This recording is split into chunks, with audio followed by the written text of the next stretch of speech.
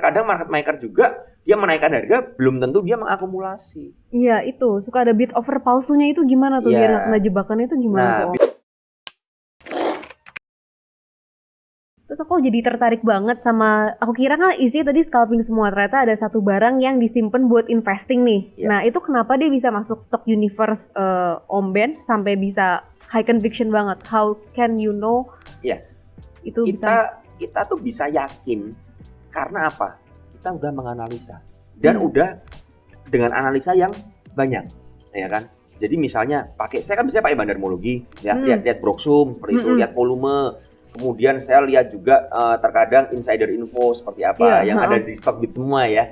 Kemudian ada yang ngumpulin barang terus kasarannya. Dan secara TA, secara chart itu di area support dan nggak jebol-jebol waktu itu. Dan itu yang membuat saya yakin, kalau memang ada sebuah broker yang membeli dengan terus-menerus dan tidak ada yang berjualan ya. Kan yang dikhawatirkan ada kalau tukar barang gimana? Ya beli pakai broker A, jual pakai broker B gimana? Nah, setelah saya tarik seperti itu dalam periode tertentu, sellernya itu nggak sebanyak buyernya. Dan buyernya ini masih beli terus, begitu loh. Jadi, dan akhirnya di saham CAKK ini waktu itu ada broker aset yang beli dan sekarang kalau nggak salah mereka punya average di 180. Dengan broker yang sama ya seperti itu, dan total mereka beli itu di atas 10 miliar. Untuk saham CAKK itu jumlah yang sangat besar sekali gitu. Nah, dari situ saya punya di 100 kan, makanya saya ya udah, apalagi kan akhirnya dibeli oleh salah satu Taipan di Surabaya kan, ya yang saya lihat juga punya kredibilitas yang bagus ya, ternyata memang mungkin disiapkan untuk itu. Ya, dan ketika newsnya keluar sahamnya bergerak naik volatile sekali ya, sempat arah ya, kemudian memang terjadi guyuran ya. Menurut saya itu hal yang wajar sekali karena apa, ada momentum news ya, ada yang memanfaatkan untuk buang barang juga kan seperti itu. Nah, tapi untuk fundamentalnya bagaimana ya, saya sangat yakin sekali kalau memang dari bosnya aja yang beli ini di harga 230-an ya, saya punya di 100, kenapa saya harus khawatir? Dan saya sudah memang memutuskan untuk invest. Artinya benar-benar main panjang. Ya, itu yang membuat saya yakin. Jadi saya bisa yakin karena apa? Saya sudah menganalisa, bukan saya dengar kata orang. Oke, itu sih penting juga sih. Iya. Katanya saham ini bagus nih, katanya bakal naik katanya, tapi kita nggak pernah analisa. Benar. Ketika sahamnya turun gimana? Kita pasti galau. Terus kita nanya kepada orang yang bilang katanya, gimana? Aduh bro, gue udah jual kemarin. Nah, kok nggak bilang lu jual? Iya, itu kok udah jabu banget ya? Kan begitu kan, memang pengalamannya kan begitu. Atau yang ditanya bilang, aduh gue juga nggak tahu nih, gue juga dengar dari kata orang lagi. Waduh, ternyata bersambung, katanya bersambung. Nah ini yang salah. Jadi ketika saya beberapa kali dapat info saham ini ada potensi naik nih, saham ini bagus, mau akuisisi, saya akan menerima itu, saya nggak langsung menolak, tapi saya akan melihat dari marketnya bagaimana, ada nggak inflow-nya, volumenya bagaimana, historical kenaikannya bagaimana, TA-nya bagaimana, trennya bagaimana. Kalau semuanya match, saya akan masuk. Kalau nggak match, gimana? Ya udah, saya simpel nggak akan masuk. Kalau nanti naik bagaimana? Ya udah, saya nggak akan masuk ke dalam sebuah saham yang saya nggak bisa analisa. Kalau saya memutuskan untuk judi, misalnya di saham IPO, ya, saya masuk nih, ya udah, saya siapin. Kalau memang loss, ya udah siap loss. Karena memang spekulasi dan saya orangnya memiliki profil risiko yang tinggi. Saya berani berspekulasi. Ya, karena itu saya mainnya di saham-saham yang volatile seperti gorengan seperti. Nah, dari situ ya akhirnya ya sudah. Saya bisa yakin seperti itu. Wah, menarik. Kalau tadi juga bahas tentang saham IPO nih, lagi rame banget kan ya, banyak beberapa IPO upcoming in the pipeline gitu kan ya.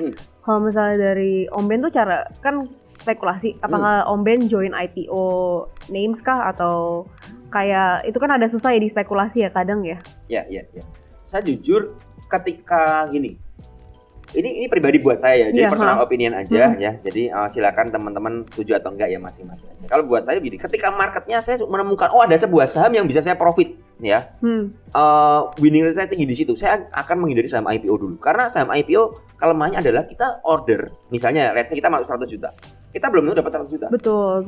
Kalau dikasih banyak ya 50 juta kita panik. Bener itu. Kalau nggak dikasih banyak cuma dapat 1 juta atau 5 juta, gitu. Aduh kok. Nah, akhirnya saya berbeda daripada 100 juta ini saya masukkan ke saham IPO yang chance-nya seperti itu ya, walaupun kalau sampai dapat sedikit arah berjilid-jilid, tapi dapatnya dikit ya kan.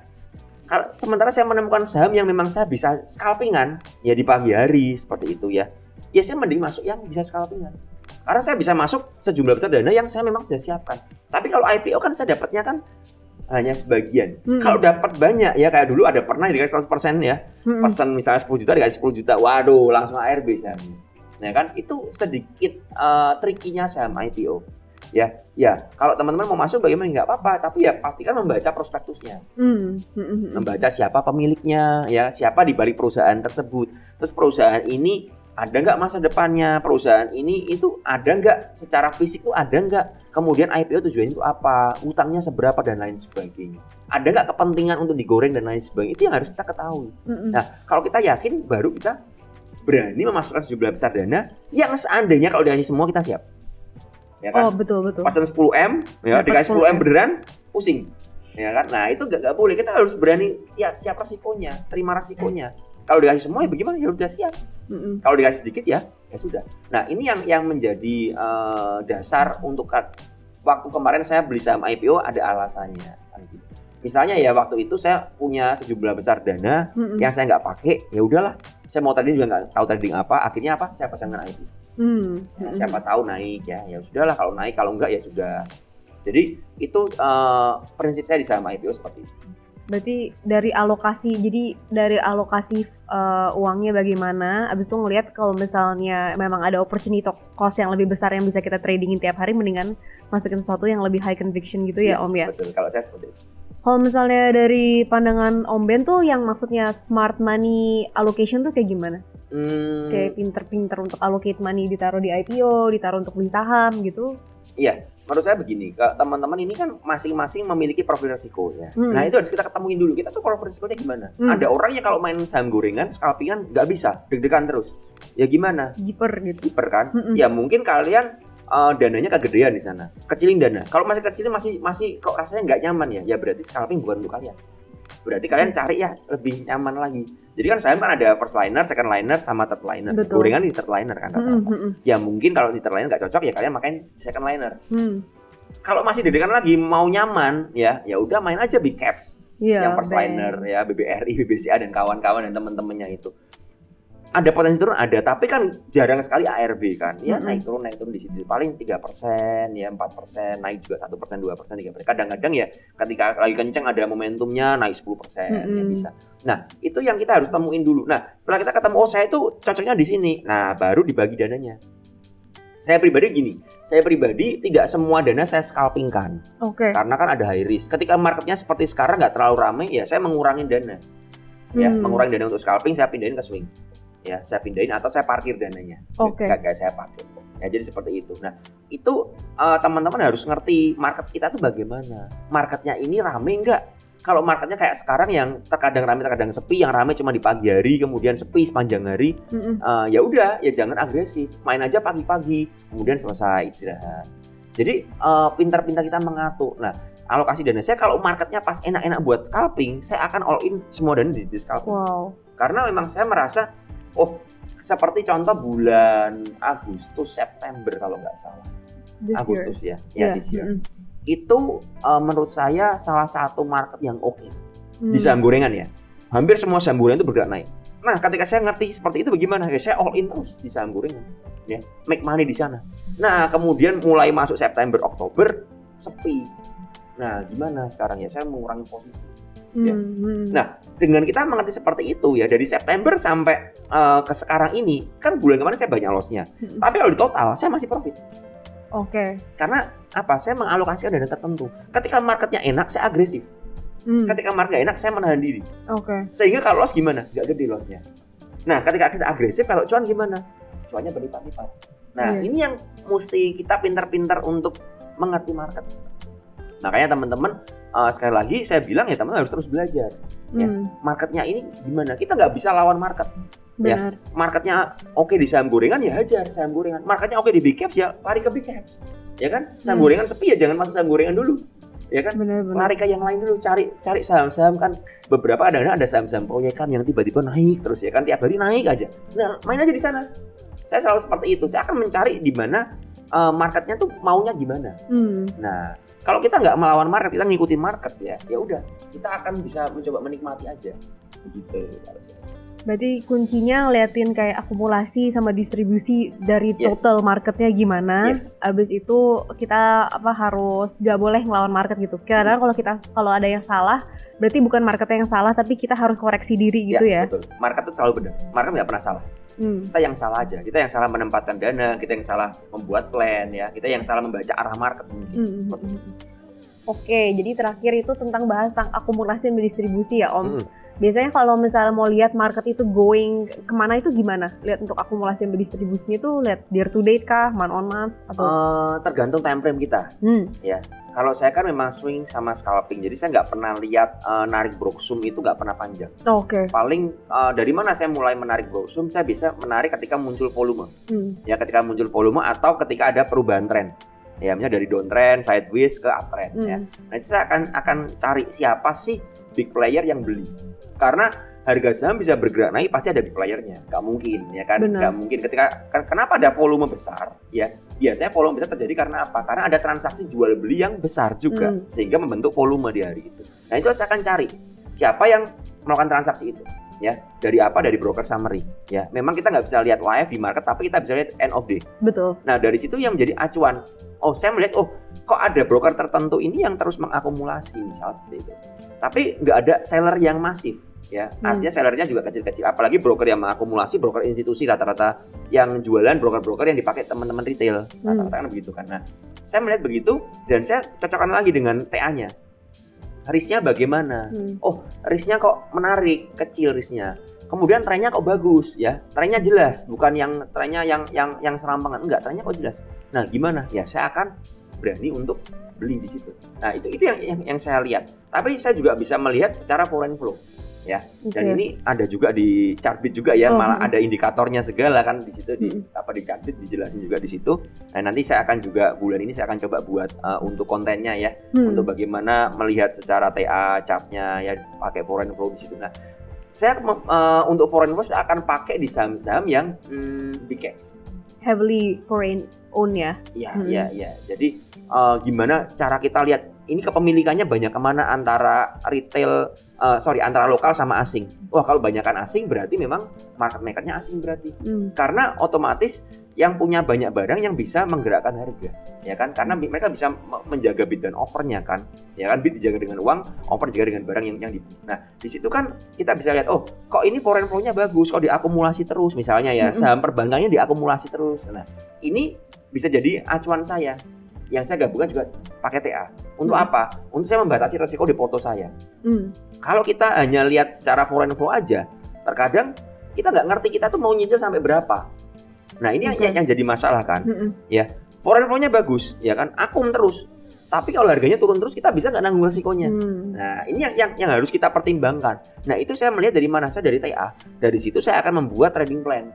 Saya akan beli di area sini. Di area sini area kuat nih. Ada rejection terus. Ya, selalu mantul di sini. Saya akan coba beli di sini. Ya, untuk ngikutin asing. Ya, itu yang saya lakukan. Jadi saya melihat akumulasi dan distribusi itu rata-rata manual seperti itu. Saya lihat dari foreign flow, dari broker summary, ya kan. Seperti itu. Oke. Berarti kalau kayak gitu itu kurang lebih sama nggak kayak bandarmologi kalau misalnya lihat akumulasi sama distribusi? Iya. Bandarmologi itu kan istilah yang dipakai untuk menjelaskan bagaimana cara kita menganalisa mengikuti bandar, ya kan? Toolsnya kan macam-macam, ya kan? Kalau bandarnya asing ya kita pakai foreign flow, iya, betul. Ya kan? Kalau di saham gorengan nggak mungkin pakai foreign flow. Nah, saham gorengan simple pakai broker summary aja. Nah, tapi kan juga broker summary terkadang banyak rawan jebakannya. Kalau ada tukar-tukaran dan lain sebagainya. Nah, itu bagaimana? Nah, kita lihat dari segi volume dan tren. Ada beberapa kasus di saham-saham yang digoreng, yang gila-gilaan ya, sahamnya bergerak naik tapi distribusi. Nah itu bagaimana? Selama sahamnya bergerak naik, saya akan ikutan di saham tersebut. Untuk apa? Scalping. Ya, untuk scalping naik di area tertentu saya akan keluar. Besok masih naik, saya masuk lagi. Keluar. Kalau sampai saya masuk kemudian turun gimana? Saya langsung cut. Nah, jadi saya simpel hanya numpang aja ya, memanfaatkan momentum karena terkadang market maker juga dia menaikkan harga belum tentu dia mengakumulasi. Iya itu suka ada bid offer palsunya itu gimana tuh biar nggak kena jebakannya itu gimana tuh? Nah bid offer palsu itu biasanya kita lihat begini di saham-saham gorengan kalau sahamnya nggak bergerak biasanya bidnya tipis-tipis kan. Oke. Nah kita lihat ketika udah mulai bergerak, oh ini kok biasanya dari misalnya ratusan atau ribuan jadi puluhan ribu. Nah, angkanya kok mirip-mirip. Nah, ini hati-hati. Kadang-kadang ini bisa palsu seperti itu. Nah, tapi apakah itu harus kita hindarin? Nah, ini kembali ke masing-masing. Kalau teman-teman masih belajar, nggak terlalu berani, ya kan? Tapi pingin ngerti ngerasain ya, siapa tahu keguyur ya kan, begitu kan? Siapa tahu beatnya dicabut begitu kan? Ya coba aja pakai lot kecil. Oke. Nah, di situ kita akan bisa ngerti, oh caranya begini, oh nanti begini. Karena setiap market maker atau big player itu memiliki karakter pasti. Nah, ketika kita udah terbiasa belajar menghafalkan karakternya, ya kita ngerti, oh ini barusan jalan nih, saya berani masuk nih. Apalagi di area support nih, barusan jalan nih. Naik ke atas, wah udah mulai berat nih rasanya, kok udah mulai berat ya. Udah saya kabur deh. Oke. Jadi ada beberapa market maker pun yang saya perhatikan ketika dia turunin dari pucuk ke ARB, itu rata-rata kadang-kadang turun ke kuning dulu. Nah kalau udah naik turun ke kuning, saya udah bilang sama teman kadang, hati-hati warning nih, udah mulai kuning nih. Nah karena biasanya mantul sekali lagi untuk mancing orang, kemudian baru di ARB. Benar-benar. Jarang sekali dari pucuk langsung diguyur ke bawah. Tapi ada beberapa yang memang seperti itu. Nah, kalau saya ketemu saham yang benar-benar market makernya sadis ya, dari arah tiba-tiba dicabut semua langsung lurus turun ke bawah seperti itu sampai ke bawah gitu ya. Saya simpel nggak akan mau main di saham tersebut. Oke. Berarti kan memang sopirnya kan sesuka-sukanya. Iya. Benar-benar semaunya ya, kalau udah pengen jual cabutin semua ya, ini kita harus ngikutin. Dan kita nggak bisa menyalahkan mereka. Ya kan, karena kita penumpang. Benar. Ya kan, sesimpel kita misalnya mau naik angkot ya kan, sebenarnya gampangnya naik angkot ya. Mau kita milih, lu mau naik angkot ya, mau naik taksi ya, taksi pun ada yang taksi yang biasa, yang murah atau yang premium. Ya kan, yang hitam-hitam itu. Nah, dari situ kita bisa ngerti. Nah, kalau saya nggak suka sopirannya misalnya nih dari jurusan Matraman Kampung Rambutan misal seperti itu. Ini sopirnya rata-rata gila nih, ya kan gitu. Ya jangan naik naik lagi, benar. Milih busway mungkin yang lebih nyaman atau cari yang lain ya. Atau pakai ojek online. Kan sesimpel itu. Iya. Sama dalam trading pun begitu. Kalau kita ngerti memang saham tersebut market makernya serampangan, ya sesimpel jangan masuk. Jangan setelah masuk kita maki-maki. Ya kan? Setelah masuk diguyur, wah market makernya sialan gini bla bla bla. Dan numpang marah-marah lagi numpang marah-marah. Mereka kan juga market maker ini juga cari cuan. Iya, benar. Mereka bukan badan amal ya, lembaga bansos yang bagi-bagi cuan ke retail. Enggak, mereka juga cari cuan. Nah, dengan cara mereka yang berbeda. Nah, tugas kita bagaimana? Makanya bandarmologi itu juga mengamati cara kerja market makernya. Market makernya ini pasangan bid offernya bagaimana dan lain sebagainya. Kalau kita cocok ya, berani, ya udah ikutan aja ya. Kalau nggak cocok ya jangan ikutan. Sesimpel itu aja. Bener ya. sih. Apakah saham-saham yang ada spam order kemudian bid palsu itu nggak bisa cari cuan? Bisa, saya juga sering dapat cuan dari sana. Tapi resikonya lebih tinggi. Artinya apa? Harus dipantau, jangan ditinggal-tinggal. Harus pantau. Begitu kelihatan nggak nyaman di hati kita, saya begitu nggak nyaman ya, saya akan keluar. Yang penting saya udah dapat cuan, ya kan, dapat 2 tik, 3 tik atau mungkin berapa persen ya sudahlah ya. Namanya juga numpang kan begitu kan. Daripada kita greedy kemudian diguyur, nah, kan begitu. Jadi intinya adalah bagaimana cara kita ini menjaga porto kita sesuai nggak, kembali lagi dengan profil risiko kita. Benar. Itu yang penting banget menurut saya. Berarti untuk tahu bid atau offer palsu, pertama kita tahu barangnya apa, habis itu kita amatin barangnya apa, habis itu kita juga liatin, kadang-kadang kan patternnya sama ya, nih supirnya tuh kayak suka taruh bidnya berapa gitu. Dari situ kita udah mungkin better know the ini. Terus aku rasa juga kadang-kadang mungkin saham yang cocok, kayak supir yang cocok sama Om Ben, belum tentu supirnya cocok sama aku juga nggak sih? Iya, karena kan kembali profil kita berbeda, ya kan? Saya dengan Talia kan berbeda, posisinya bisa beda-beda, dengan teman-teman yang lain juga resikonya bisa beda. Ada yang nggak berani, ada yang suka malah. Iya. Karena apa? Mungkin orang ini bisa cuan terus di sana. Makanya saya selalu bilang, kalau memang winning rate kita tinggi di sebuah saham tertentu dan kita cuan terus, ya udah main saham itu aja, nggak usah main banyak saham. Kita kan di market ini tujuannya cari profit, ya kan? Bukan gagah-gagahan porto kan? Begitu kan? Kalau memang saya pribadi, kalau memang saya masih menemukan saham A ini tiap hari menghasilkan profit, ya saya akan main di saham A terus sampai nggak bisa profit lagi, sampai mentok, sampai selesai, sampai koreksi, sampai perubahan pola. Oh ya udah, polanya udah berubah, ya udah saya akan cari saham lain. Yang penting apa? Kita bisa menumbuhkan porto kita dengan cara masing-masing. Ada yang scalping, ada yang invest, ada yang swing, ya kan? Begitu. Ada yang di saham gorengan, ada yang di saham big caps.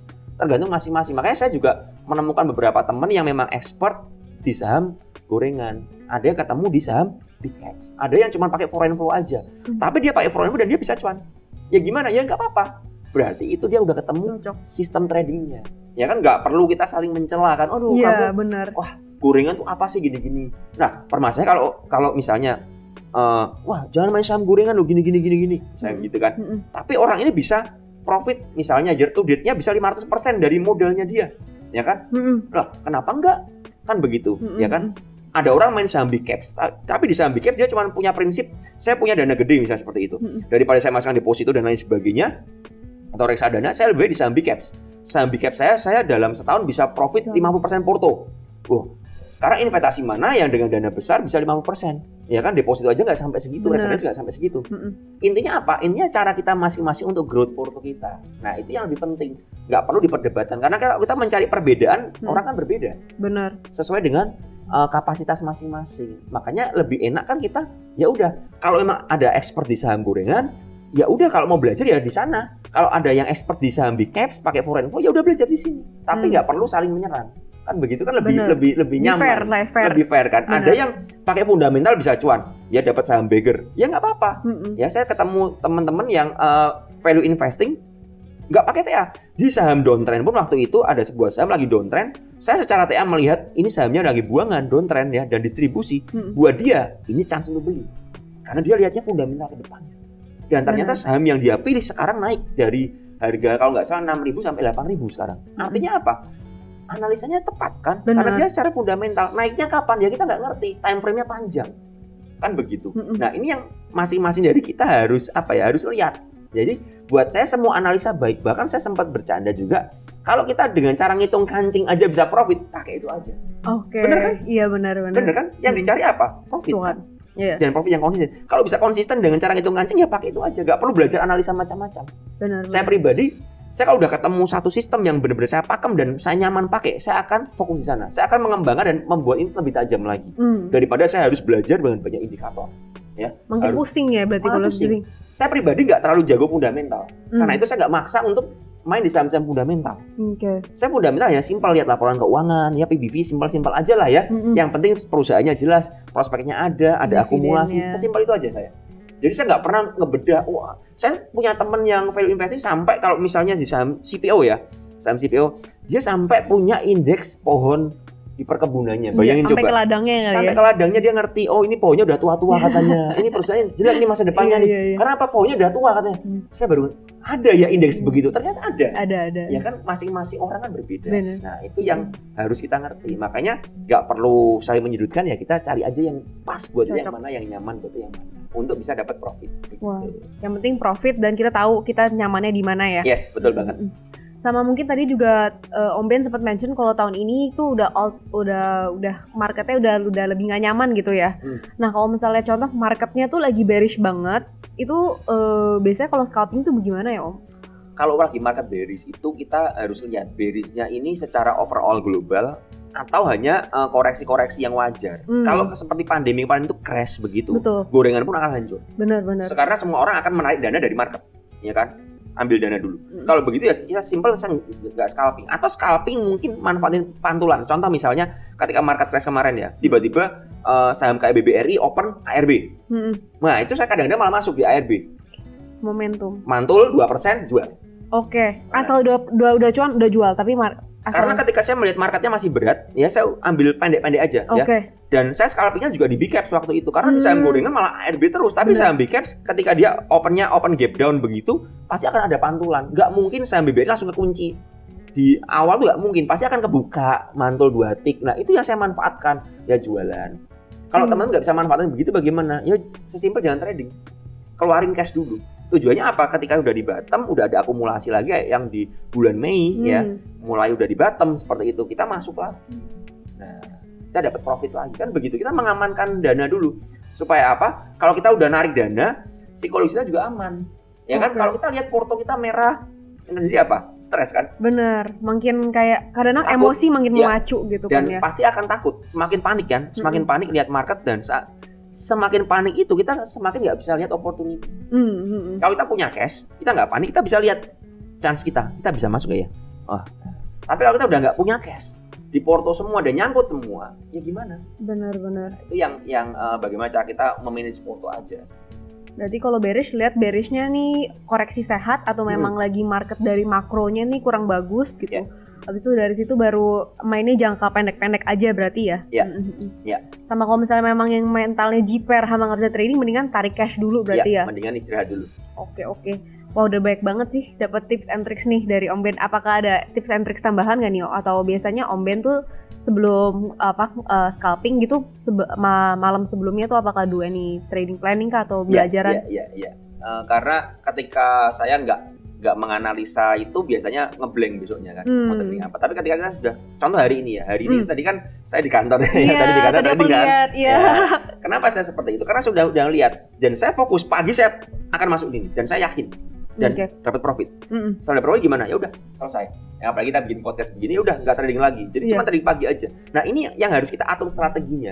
Dari mana itu saya dapatkan? Dari malamnya. Dari malam? Iya dari malam saya pantau. Oh saham ini ada akumulasi. Oh ini bagus. Oh ini lagi rame sahamnya. Ini ada potensi nih. Ada upside. Ini ada habis breakout. Nah itu yang kita dan saya catetin biasanya di kertas kecil. Saya catetin saham A misalnya support di berapa. Saham B support di berapa. Atau misalnya cuma buat saja ya saya tulis sahamnya aja. Tujuannya apa? Ketika nanti di running trade itu sudah sepi, saya bisa lihat-lihat. Oh, saya tuh kemarin analisa ini. Supaya ingat kan? Iya. Oh, ini saham ini coba saya buka lagi hari ini gimana? Oh, ini oke nih. Area buy sekarang nih gimana nih? Nah, saya mulai atur. Itu strategi. Berarti kalau kayak gitu lihat yang gainersnya paling gede dulu atau yang Jadi gini, saya biasanya memutuskan lihat watchlist saya dulu, baru lihat yang ada di market. Oke. Jadi kan percuma kita udah susah-susah analisa, tapi kita nggak pernah keep dan kita nggak pernah jalani analisa kita kan. Ada orang begitu, udah dianalisa lupa beli. Bener. Seringnya begitu. FOMO-i. Ya, artinya FOMO di mana di market. Nah, yang tercampur di market di gainer itu malah bikin kita FOMO kadang-kadang. Nah, kalau saya lihat di gainer biasanya saya gimana? Saya nggak langsung beli juga. Saya akan analisa. Ini trennya gimana? Ini udah sampai resist belum? Kalau memang dia breakout, ada area pullback-nya di mana? Nah, saya biasanya tungguin di area pullback itu. Lebih aman kan? Nah, begitu. Kalau yang di loser ya saya akan lihat, oh, ini udah turun berapa lama? Udah kena support belum? Ya. Kemudian kan bisa dilihat kan kalau pakai Stockbit juga masih bisa lihat kan broker summary kemarin-kemarin kan masih bisa dilihat. Masih bisa. Saya akan lihat, oh, masih ada yang nyangkut nih. Ada beberapa broker tertentu yang nyangkut dengan jumlah gede misalnya. Wah, sekarang harganya diskon nih daripada harga dia. Oh dia pasti akan naikkan dikit-dikit lah. Nah ini kita bisa manfaatin. Makanya saya juga beli. Dengan pembatasan risiko yang sangat terukur tapi. Ketika saya beli, saya batasi risiko. Nah ini yang penting banget. Gitu. Jadi intinya trading ini teman-teman menurut saya kalau ngomong soal tips, simple. Tapi yang susah ngelakuinnya. Simpelnya bagaimana? Yang pasti kalian harus bisa menganalisa. Itu yang pertama. Dan jangan pernah masuk ke saham yang nggak bisa dianalisa. Jadi kalau ada saham yang bergerak naik ya, dan saya nggak bisa analisa sahamnya, random banget, saya nggak akan masuk. Tapi kan naik, ya udah biarin aja. Karena apa? Saya nggak bisa ngukur resikonya, saya nggak tahu masuk karena apa. Sesimpel karena naik doang, gitu kan. Nah ini yang saya batasi. Jadi ketika kita punya prinsip seperti itu, kita punya plan ya, kita bisa analisa, kita belajar setiap hari, kemudian kita backtest lagi analisa kita. Kalau loss itu karena apa? Kalau bisa profit karena apa? Nah, dari situ kita akan menemukan formula kita sendiri. Jadi tiap orang itu harus punya formulanya masing-masing. Nggak bisa copy paste dari orang. Yes, copy paste itu cara paling mudah. Tapi belum tentu setelah kalian copy paste cocok buat kalian. Karena apa? Psikologis berbeda, modal berbeda, resiko, ya kan? Profil risiko berbeda, kemudian kecepatan tangan berbeda. Kalau scalping kan begitu kan? Iya benar. Nah dari situ kalian setelah copy paste kalian apa? Modifikasi. Yang cocok kalian pakai, nggak cocok buang. Belajar dari orang. Jadi belajarnya dari banyak orang. Kemudian apa? Ambilin yang bagus-bagus aja. Yang nggak cocok gimana? Ya nggak usah diambil. Ya udah singkirin aja. Kita ambil dari si A, dia mengajarkan ini yang cocok nih, bagus nih. Dia jago dia bandarmologi misal. Ya udah belajar dari dia. Tapi orangnya kok gini-gini suka nyerang. Ya udah biarin. Gitu deh. Contoh seperti itu. Si B, ya, si B fundamentalnya bagus, belajar fundamental. Si C teknikal bagus, belajar teknikal. Jadi kita akhirnya akan menemukan formula yang pas dan kita ramu sendiri. Kalau kita bisa ramu ya, kita cocok ya. Kita punya, kalau kita koki itu kita punya signature disk kita. Yang spesial ya kan? Orang akan cari kan kalau Benar. kopian. Orang akan mau bayar mahal demi apa? Signature dish. Karena apa? Di tempat lain nggak ada. Benar. Sama kalau kita punya formula kita sendiri ya, kita akan dapat profit dari apa? Dari formula ini. Benar. Orang lain mau ngomong apa di luar, mau pom-pom apa, mau ngomong apa, kalau nggak sesuai dengan formula kita gimana? Nggak usah Sambil. Simpel kan? Iya, simple. Nah, cuman masalahnya teman-teman nggak mau belajar cari formulanya. Karena untuk nemu formula ini nggak sesimpel Takes membalik time. telapak tangan. Itu takes time banget. Dan orang rata-rata belajar trading pinginnya apa? Cuan. Salah. Orang belajar kok pingin cuan. Bagaimana bisa cuan? Namanya belajar kok. Iya. Belajar tuh harus siap loss. Cuan adalah hasil dari proses kita nemuin formula ini. Bener banget sih. Nah, ini yang orang lupa terkadang. Jadi orang terkadang itu apa? Belajar trading pinginnya apa? Langsung cuan. Langsung kalau bisa financial freedom. Wah, ya nggak bisa dong. Baru belajar 3 bulan udah pengen jadi full time trader. Mana bisa? Nggak bisa. Saya dulu full time trader karena apa? Terpaksa karena pandemi. Iya. Karena tor berhenti. Jadi mau nggak mau harus belajar. Tapi kalau market ideal begini gimana? Saya selalu bilang buat teman-teman, kalau ada yang mau full time trader, saya selalu bilang, dipikir baik-baik ya. Kamu ada pekerjaan kamu udah mapan misal, kamu udah settle di perusahaan tersebut. Kamu pengen full time trader. Kamu udah profit konsisten belum? Kalau belum, jangan pernah coba-coba. Oke. Jangan pernah coba-coba. Dan harus memiliki apa? Backup dana untuk hidup. Selama 2 tahun. Terus saya selalu bilang, punya asuransi nggak? Harus ada asuransi dulu. Udah kejamin semua. Nah, kalau asuransi sudah, misalnya udah punya anak, asuransi pendidikan anak sudah, masa depan ada, rumah ada, cicilan ada, semua udah dialokasikan dana. Mau full time trader, mau switching, bakar jembatan asalnya, silakan. Setelah kita mengukur risikonya, jangan cuma modal nekat. Benar. Modal nekat bisa berhasil nggak? Bisa. Tapi kalau gagal siap nggak? Apalagi kalau udah berkeluarga, udah punya anak. Itu bukan perkara yang mudah. Benar sih. Makanya saya selalu bilang, kalau memang belum profit konsisten, sambil belajar, kerjalah. Sambil belajar. Semuanya bisa diatur waktunya. Sehingga kamu dapat pemasukan dari pekerjaan yang trading ini juga bisa berkembang pelan-pelan. Nah, setelah nanti jalan, kamu udah 3 tahun, 4 tahun, nyaman. Saya kan udah mulai profit konsisten ya, sudah mulai bisa nih. Dana saya, tabungan saya sudah ada nih. Silakan mau resign. Atau mau usaha sendiri sambil trading, kan silakan begitu. Jangan asal ngawur, ya kan begitu. Jangan lihat orang, orang ini misalnya. Makanya saya ini tidak pernah menunjukkan profit saya di dalam medsos. Oke. Saya kemarin kalau tunjukin, yang saya tunjukkan apa? Loss saya. Loss saya nggak pernah tutupin. Profit saya tutupin. Tujuannya apa? Saya mau menunjukkan bahwa trading ini ada resikonya. Ini loss-nya. Nah, saya siap nanggung loss ini. Ya begitu. Dan saya kalau memang pernah saya loss gede kemarin di bulan Mei Juni ya, saya loss gede banget ya. Ya mungkin buat beberapa orang nggak gede, tapi buat saya gede banget sih. Ya dapat 1 apartemen lah ya. Waduh, gitu banget sih Om. Nah, itu saya tunjukkan. Setelah apa? Setelah saya recover. Tujuannya apa? Saya ingin ngajarin orang. Kalau saya masih loss, tapi saya belum recover, saya belum menemukan pembelajaran, saya nggak akan tunjukkan. Saya nggak akan bilang-bilang. Setelah saya menemukan pembelajaran, saya akan posting. Tujuannya apa? Saya akan mengajari orang. Ini loh, scalping ini itu jangan ngomong profit instan. Kalau loss juga instan. Iya. Jadi profit instan, loss instan. Nah, siap nggak terima? Orang berpikir, wah kalau dana 100 juta, cuan 10%, 10 juta. 1M, wah kalau saya punya 10M, cuan 10%, 1M dong. Cuman inget cuannya aja. Nggak inget kalau loss 1M berarti 100 juta. Kalau 10M, 10% berarti loss 1M. Nah, siap nggak begininya? Nah, ini kalau kita udah siap, baru kita top up dana. Kan begitu. Makanya jangan mikir profit instan. Itu yang membuat saya tuh nggak pernah nunjukin profit. Tujuannya apa? Supaya orang nggak FOMO. Supaya orang nggak berpikir, wah enak ya Om Ben ya scalping dapat cuan. Ya, jangan salah, scalping juga kalau loss gede. Ya kan? Benar. Tapi bagaimana cara saya membatasinya? Itu yang mau saya ajarkan.